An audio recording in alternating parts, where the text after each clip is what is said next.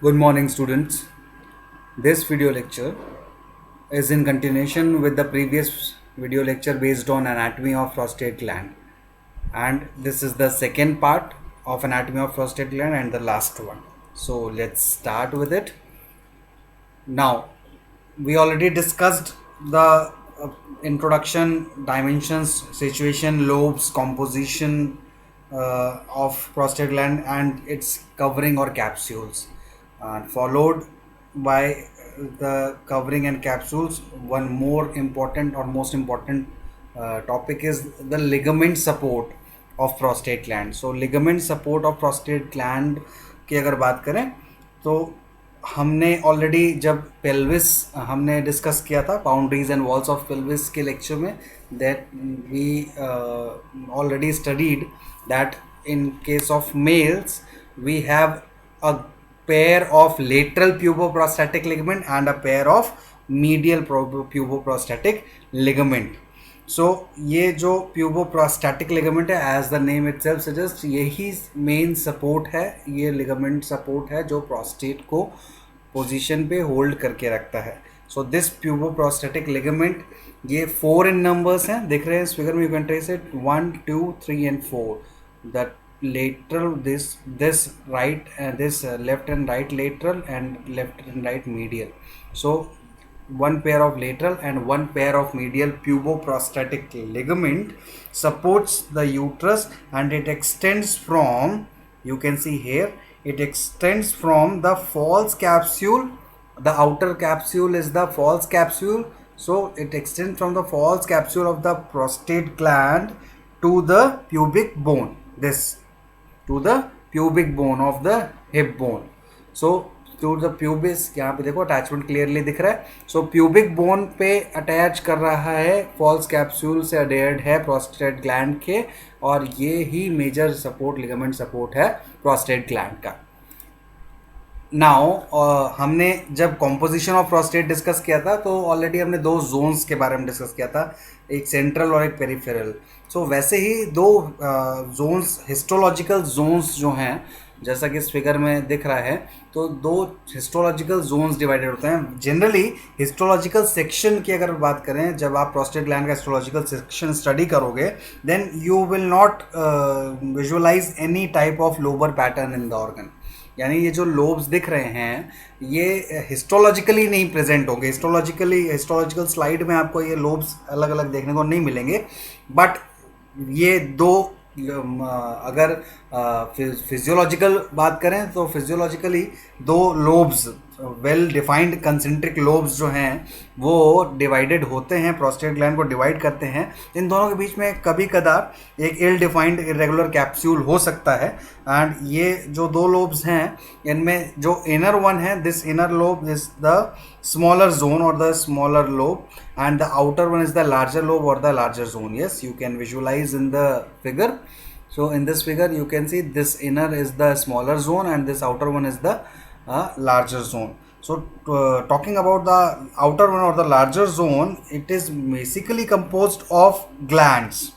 These are the, you can see the labeling prostatic gland proper. So generally the glandular, the outer, हमने जब बात किया था composition में तो उसमें पढ़ा था ना, पेरिफेरल जोन्स में 75% ऑफ द ग्लैंडुल, जो ग्लैंडुलर सब्सटेंस है वो 75% होता है आउटर पेरिफेरल जोन में. तो वही यहाँ पे देखो कि ये जो जोन है आउटर लार्जर जोन, ये इसमें ये जनरली ग्लैंडुलर टिश्यूज़ हैं यहाँ पे, और ये ग्लैंडुलर टिश्यूज़ देखो सर्कुलरली, ये जो रेड कलर में दिख रहा है ये इस ग्लैंडुलर टिश्यूज़, जितने भी ग्लैंड्स हैं बेसिकली, इनके डक्ट्स ओपन हो रहे हैं. देखो ये सर्कुलर डक्ट्स ओपन होके और जाके फाइनली प्रोस्टैटिक साइनस में या प्रोस्टैटिक यूरेथ्रा में ओपन हो रहे हैं. देखो यू कैन विजुलाइज.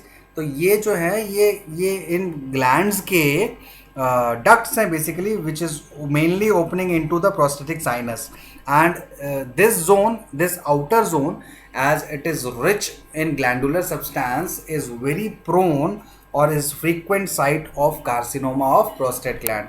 So जब क्या क्लिनिकल एनाटमी की बात करें तो कार्सिनोमा ऑफ प्रोस्टेट जो है वो भी कॉमन कंडीशन है मेल में। सेनाइल प्रोस्टेटिक हाइपरट्रॉफी और बिनाइन प्रोस्टेटिक हाइपरट्रॉफी भी कॉमन है, सबसे कॉमनेस्ट है। उसके बाद जो है वो carcinoma of the prostate common है। तो उस केस में जो जोन मोस्टली अफेक्टेड होता है वो ये आउटर लार्जर जोन या पेरिफेरल जोन है, जो कि ज़्यादातर ग्लैंडुलर सब्सटेंस जिसमें होता है, और इसी वजह से यहाँ पे कार्सिनोमा बहुत ही फ्रीक्वेंट है, बहुत ही कॉमनली मतलब कार्सिनोमा जो है वो इसी जोन में अकर होता है।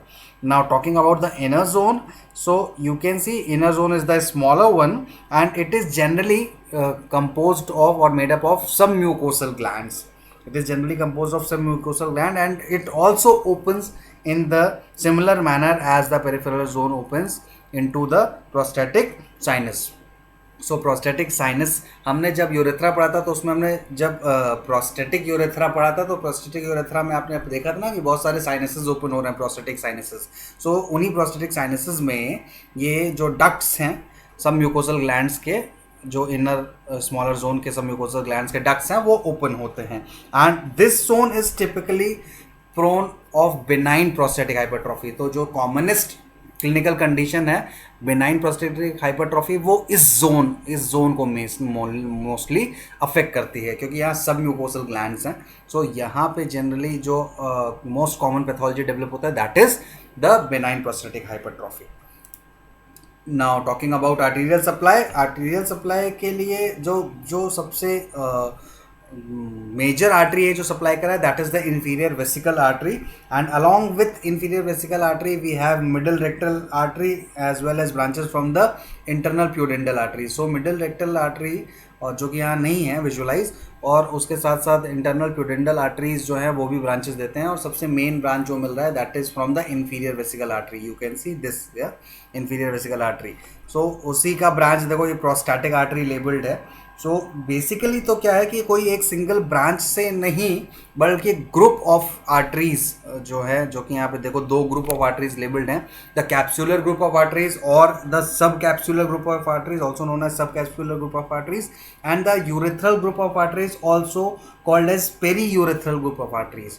सो the prostate is supplied by the branches of the inferior vesical artery and these branches generally form the larger group of arteries. This is the subcapsular or capsular group of arteries and a smaller inner group of arteries which is also known as periurethral or urethral group of arteries.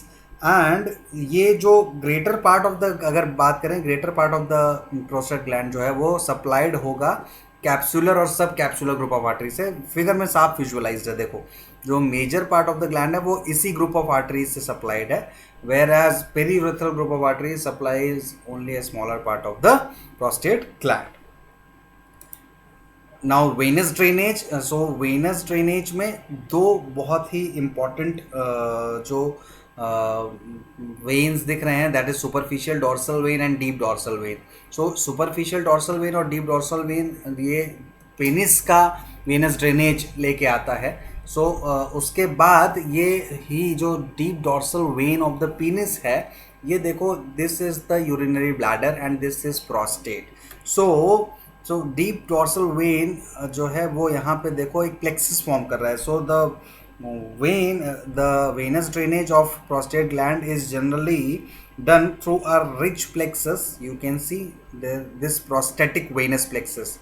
So this rich plexus known as prostatic venous plexus, this drains into the vesical venous plexus. Yes, you can see this drains into the vesical venous plexus and this vesical venous plexus also joins with the internal pudendal veins and finally drains into the vesical veins which will finally drain into internal iliac veins and inferior vena cava.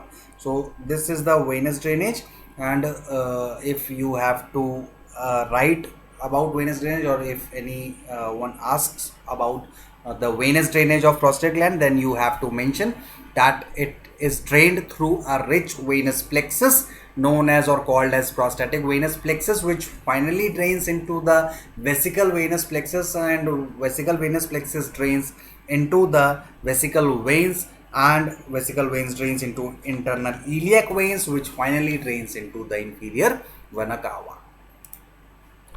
talking about lymphatic drainage of prostate gland. So prostate major part, chiefly the lymph drains into the internal iliac lymph nodes,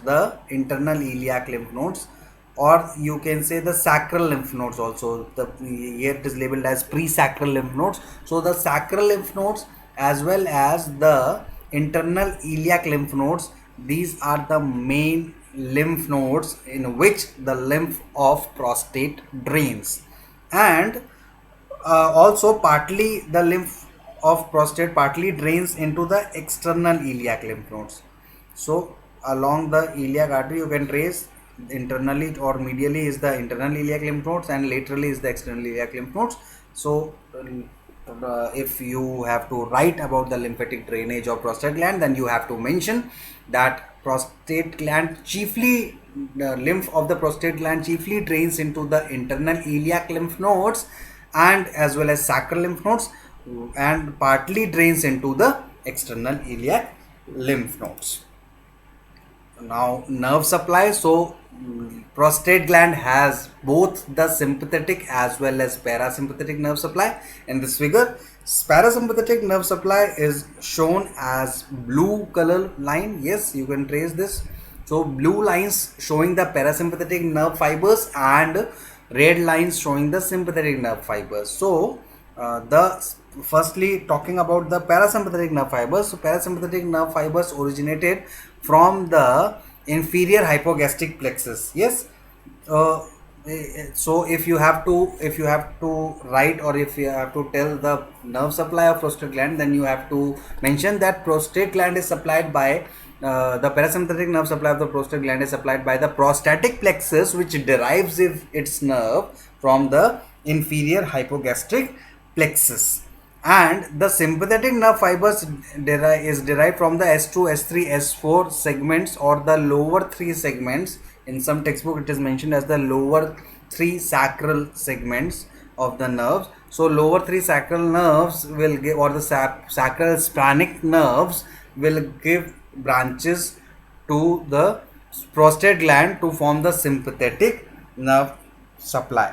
So sympathetic nerve supply और parasympathetic nerve supply दोनों ही nerve supply हैं prostate के पास, और ये दोनों ही nerve supply important है. मतलब कि यहाँ पे अगर बात करें सिक्रीशंस का, जो प्रोस्टेट ग्लैंड के सिक्रीशंस का है, तो वो प्रोड्यूस्ड और डिस्चार्ज होते हैं after the stimulation of both the parasympathetic as well as sympathetic nerve fibres. मतलब दोनों ही नर्व फाइबर्स के स्टिमुलेशन की वजह से ही सिक्रीशंस प्रोड्यूस भी होते हैं और डिस्चार्ज भी होते हैं. So this is all about the nerve supply of prostate gland. Now we will discuss about the clinical anatomy of prostate gland. And यहाँ पे मैंने सिर्फ ये एक स्लाइड रखा है, that is the senile enlargement of prostate, or the also known as BPH, benign prostatic hypertrophy. So अगर prostate के सबसे important clinical का बात करें तो वो यही है, और ये around after the age of 50 years around 70% male subjects में ये देखने को मिलता है. और ये जो है this is just nothing but the prostatic enlargement और the enlargement of the prostate due to the hypertrophy. So देखो नॉर्मल प्रोस्टेट कैसा है दिख रहा है यहाँ पे, and in this case enlarge prostate देखो कैसा दिख रहा है. तो जनरली हाइपरट्रॉफी की वजह से, हाइपरट्रॉफी जो टर्म है वो आप देखोगे पढ़ोगे पैथोलॉजी में डिटेल में, आप अभी के लिए ध्यान के रखो कि पेरेन्काइमा सेल का साइज, टिश्यू जो है वो साइज में बड़ा हो जाता है, सेल का साइज बड़ा होता है, दैट इज हाइपरट्रॉफी. तो अगर ये कोई ग्लैंड या टिश्यू साइज में बड़ा हो रहा है, दैट इज कॉल्ड एज और termed as hypertrophy. So due to hypertrophy अगर enlargement of the prostate gland है, that is termed as senile enlargement of the prostate gland. Senile word इसलिए यूज किया गया because after the 5th decade of life, यानी after the 50 years of age, ये देखने को ज़्यादा मिलता है. एंड रेक्टल एग्जामिनेशन से एग्जामिन करेंगे तो बहुत अच्छे से ये जो है वो एलिसिट किया जा सकता है through digital examination of rectum. And जो मेनली कंप्लेन आता है वो देख रहा है यहाँ पे, देखो जो कैलिबर है यूरेथ्रा का, देखो जो डायमीटर है वो कितना यहाँ पे नॉर्मली कितना अच्छा है, बट यहाँ देखो कंस्ट्रिक्ट हो रहा है. सो ये जो एनलार्ज प्रोस्टेट है ये एक वॉल्व की तरह, बेसिकली फॉल्स वॉल्व की तरह एक्ट करने लगता है यूरेथ्रा में, और ये इसकी वजह से जो है वो frequent urging to micturate as well as painful micturition and infrequent और intercurrent flow, इस तरह की कुछ complaints जो हैं वो patient बताता है। और अगर बहुत ज़्यादा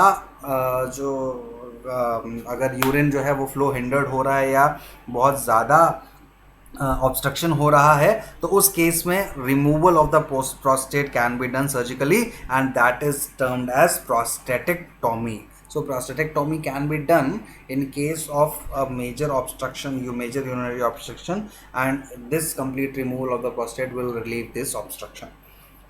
Talking about one more clinical, that is prostatitis. So prostatitis is nothing but the inflammation of prostate, and that may be acute or chronic.